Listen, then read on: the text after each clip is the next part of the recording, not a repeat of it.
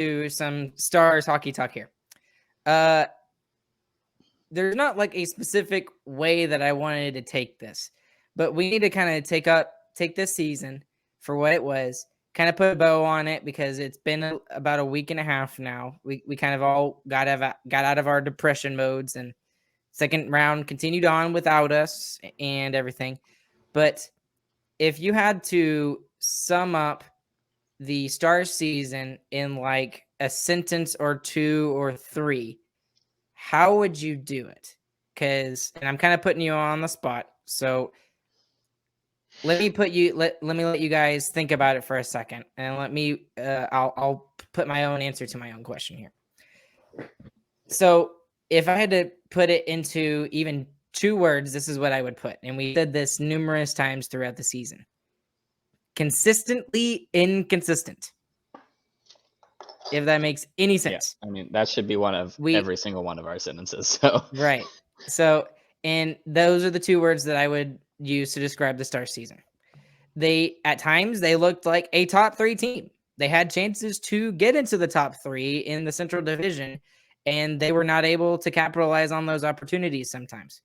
And then at other times, they would go on 5, 6, 7 game losing streaks and look like a perennial losing team and look like we didn't even belong in the playoffs.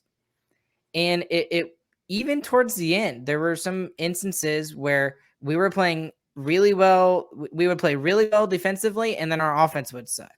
Or, we'd get 3 or 4 goals in the night, and our defense would be absolutely terrible. So if I had to put a bow on the season as to what I think the most, to summarize it, consistently inconsistent. And I'll keep going back to that until the Stars stop being consistently inconsistent. So what would you guys say about the Stars season if you had to put it up into a bow? Yeah, I would start it with consistently inconsistent. That's pretty much the main thing overall.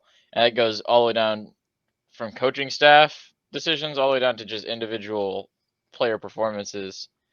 But then the next one you would do is bad start, decent finish. I mean, before the All-Star break, we were out of it. And then after the All-Star break, we were one of the better teams in the league, actually, if you look at the stats. So pretty crazy that we turned the season around. And then the third one is that we're a 4-player team. We got a first line, we got a good goalie. And we got to figure that out. Yeah, and we don't pay our best players the most money. Most of our money are going into players who are not producing at the rate that they should be. And that's where my one sentence would come in, is that the people who we pay to score, they didn't score. And that's why I marked this season as a success, because if you look at our salary cap situation, we should be a stellar team. I mean, honestly, with 18 million tied up in 2 guys they're not first liners and they're not good second liners. Like, I mean, that's sad to say, but compared to other second liners in the league, Benn and Seguin do not produce nearly as much. So paying $18 million for 2 bad second liners, we should not have been as good as we were this year. So I'm excited and we're weirdly hopeful, even with all that dead weight on the cap. Well, to be fair, one of the reasons why we're so hopeful is because we're seeing Twitter blow up with all of our prospects right now, and Stankoven getting his 3rd hat trick in the fourth hat trick in the postseason. So great, he has 28 transition, points. James. He has 28 points in 15 games, and I know that it's crazy. Scoring.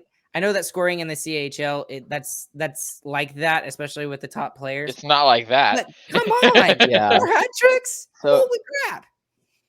That was one of the things that I wanted to go look at. I wanted to go look at the overall points of that league and how people score in that league. So in the regular season, Stankoven finished. That's not how you say his name, by the way. I don't know how to pronounce it correctly. That's how I'm gonna say it, though. I'm gonna say Stank Oven. His entire career. He placed 3rd in the league with 104 points and 45 goals, 59 assists. But he also played 9 less games than the 2 people above him who had 105 points and 112 points. So So points per game, he was the highest person points per game. yes. But like, so the league is it's a high scoring league, definitely. But also he's still placing top in that high scoring league that other players, they've come out of that league as well. I mean, He's the highest scorer in the high scoring league. Yeah. That's worth something. something, Yep. hopefully. And not to mention, we should also mention the other two big Yeah, goodness. big names of I stars haven't had are a chance going to at look right those now. up either. So, and I actually know this off the top of my head, but all three of our top prospects led their respective league in points per game. Okay, so not overall points, but points per game. So those three are Logan Stankoven, who we'll eventually figure out how to say his name, and Wyatt Johnson, who I believe is in the OHL or the QMJHL, one of the two. I don't know. And then the third one is Maverick Bork, who was hurt for a good portion of the season, but still, with the points he had, he was still the highest points per game player in his league, which again, he was either in the OHL or the QMJHL, one of the two. So Wyatt Johnson was in the OHL. there you go. So just the fact that those three guys led their league points per game wise gives Stars fans a lot of hope for the future, especially, and maybe even the near future. Because I think it was Elliot Friedman on 32 Thoughts, the podcast, was actually talking about the Stars situation and talking about those three guys. And he specifically said that out of those three players, the one most likely to make the jump next season would actually be Wyatt Johnson, which kind of surprises me a little bit. But again, Logan Stankoven is just a smaller guy, and maybe that's why they're thinking that. He just needs to figure out how to play against bigger very guys small. before he He's a gets into the lot NHL. smaller.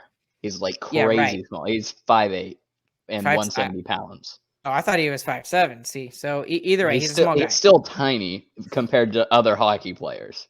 And But- Wyatt Johnson is 6'1", and he weighs about the same. But he can put on weight, and he's 6 inches taller, pretty much. Right. Yeah, So it's a lot easier to work with. right, and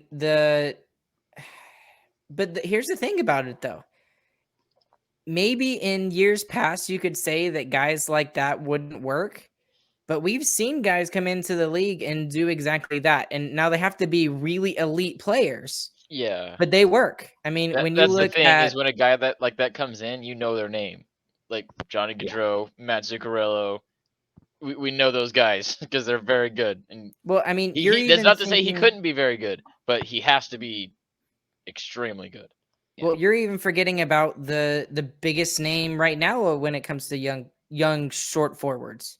I mean, look at Cole Caulfield up there in Montreal. I mean, if he had been playing under Martin St. Louis, he probably wins the Calder Trophy, in my opinion, as the league's best rookie.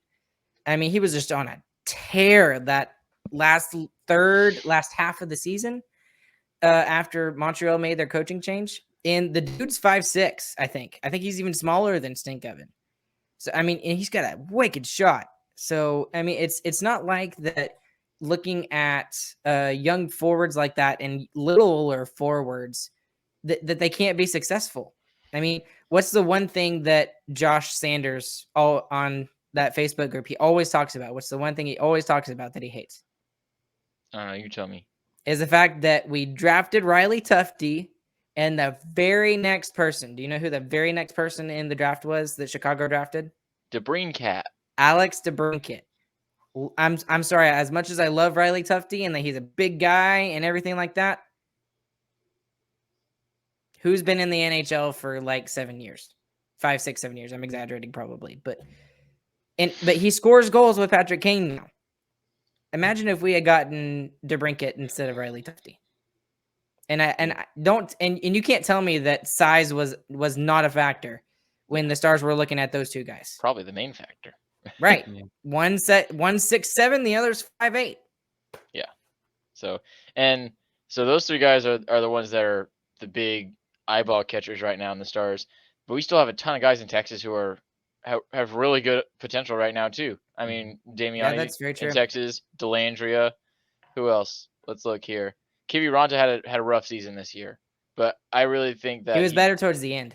He was better towards the end. He played well in the playoff series. If he can figure something out, he can get back to it. Still have Peterson, young guy, very underutilized in this coaching system. Oh yeah. He's going to get a lot more playing time whenever we have whenever we have more room on the lineup is what it is.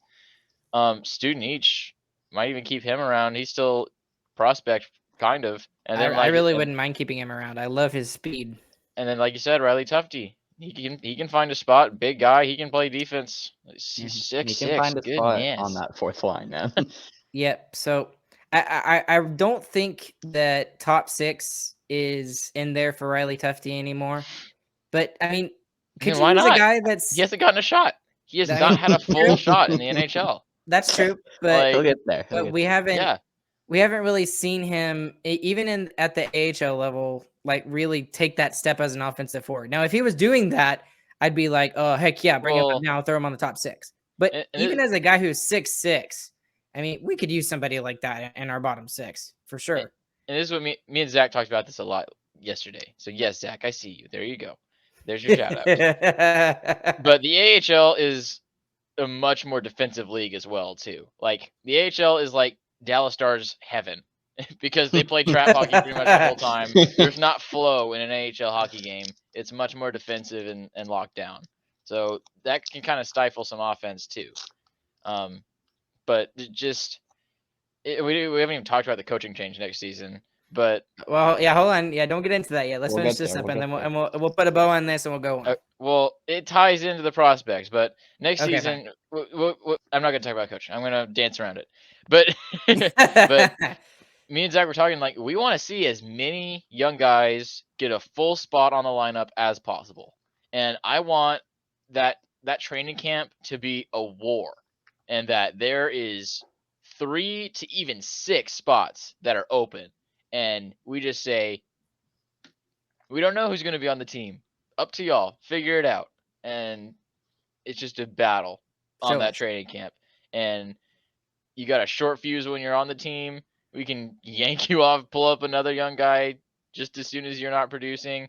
And we've seen young teams like that do extremely well in the NHL recently. And with the amount of prospects that the Stars have, and I just feel like it's time to force these players to play. Yeah. Like we're not waiting on Bones to give him playing time. We're not waiting on Nil to bring him up.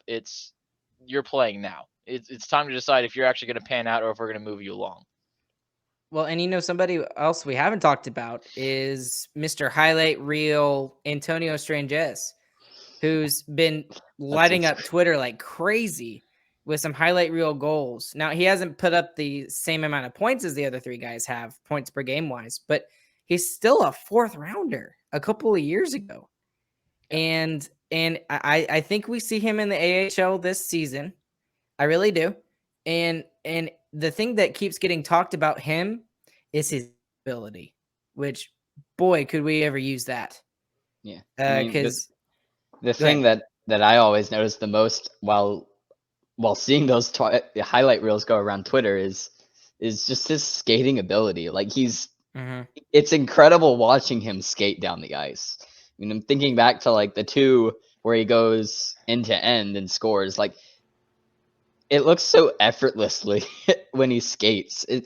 And for me that's even more confusing because I can't even skate with a bucket in front of me. Like I can't skate at all. I've tried. Okay, it's crazy to watch him skate. Yeah, but I don't even want to talk about him being in the AHL. Like you said, it's not time for that. Like we have so many guys that are coming off the roster sheet at the end of this season. Whole new coaching system. It's time to hit the reset button, and it's time for us to stop talking about how great our prospects are. How long have we talked about that? So long. And we've had some pan out, like Henson, Robertson are prospects for us. We developed them. Heiskanen, exactly. That one's Heiskanen was kind of a slam dunk. Yeah, we didn't do much on that one. But it's time for we won the draft lottery. Yeah. It's time for us to stop talking about how great our prospects are, and it's time for our prospects to decide this season if they're going to be in the NHL or not. And that's up to them. And I think we give as many spots as we can to those guys and let them go.